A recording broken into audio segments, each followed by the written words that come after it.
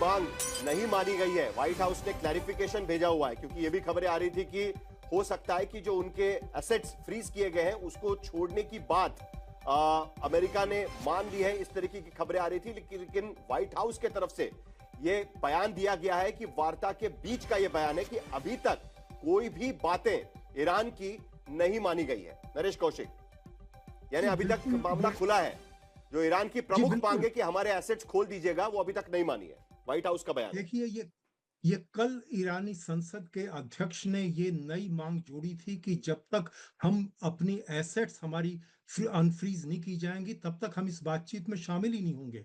तो जिसको लेकर अमेरिका ने बड़ा एतराज जताया था, और आज फिर ये ईरान के हवाले से ये खबर चलाई गई थी कि अमेरिका इसके लिए तैयार हो गया है।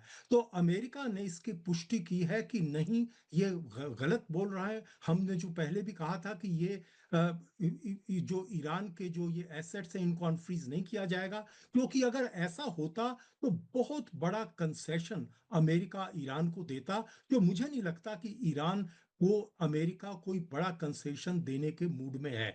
लेकिन जैसा कि आपने जो ठीक। पहले कहा था कि ये पाकिस्तानी मीडिया कह रहा है कि ये दोनों आमने सामने बातचीत करेंगे, अगर ये होता है तो ये तस्वीर ही आप सोचिए कि जेडी वांस, जो कि अमेरिका के उपराष्ट्रपति हैं, उनकी तस्वीर अगर ईरान के संसद के अध्यक्ष के साथ दुनिया के पास जाती है, तो ये 47 साल के इतिहास में, जबकि 1989 पहली में बार होगा। ईरान में क्रांति आई थी, तब के बाद से ये बहुत बड़ा डेवलपमेंट होगा, क्योंकि दोनों के बीच में नहीं, ये इस पहली बार कदर। होगा।